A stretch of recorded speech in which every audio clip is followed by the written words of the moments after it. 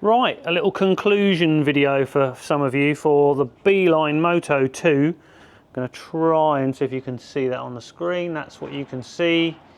And so this little widget, which I quite like as a sat nav, I had a couple of questions on it, and one of the questions was the battery life. And so the answer to that is that 7.5 hours was about 75% of the battery. So you're looking at between 10 and 12 hours on a full charge, but that will depend on the brightness of the screen. So if you're going to raise the brightness, then I suspect that the battery life will suffer. And likewise, if you're riding at night, because you can't really see the screen that well, if you do dip it down to its lowest point, then you'll get a much longer battery life. So the battery life, 10 to 12 hours, which, let's face it, no one's riding 12 hours in one stint very often, but you can, in theory, charge it as you go if you've got a cable attached to your bike. So never-ending battery life in that case.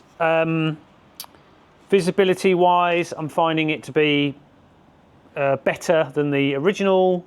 The little map that comes up, which is a bit like this, is useful, but actually I think where it's got these little side roads on the image in this box, I think they could utilize that a little bit better.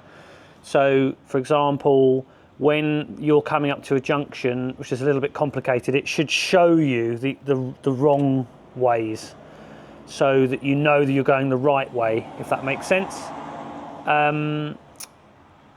As yet, I haven't really done any complicated journeys with it, because most of the journeys I've been doing are journeys I've done before and I knew where I was going. That said, I used it to get into London and it worked absolutely fine. So yeah, nothing negative really to report.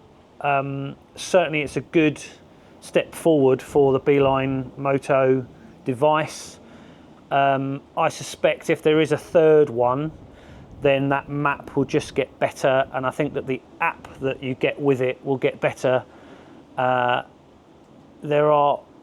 has been occasions with the Beeline Moto 1 and the 2 where I have noticed that the app is clearly not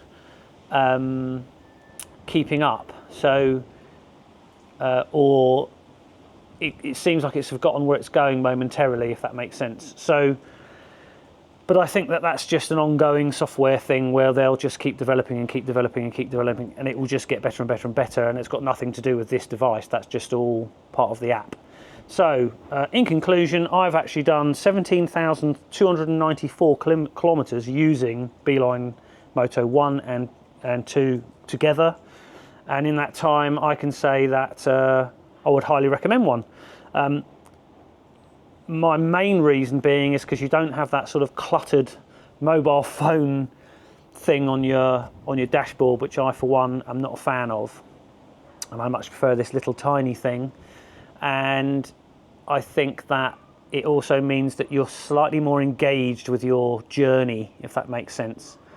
So if you're not that into your tech, which I kind of like to separate my life with my riding life. So when I'm on a bike, I want to feel like I'm away from it all. And if you've got less tech, you feel further away from it. So for me, that's why I really like the Beeline Moto 2 in this instance. So hopefully that's given some people some food for thought.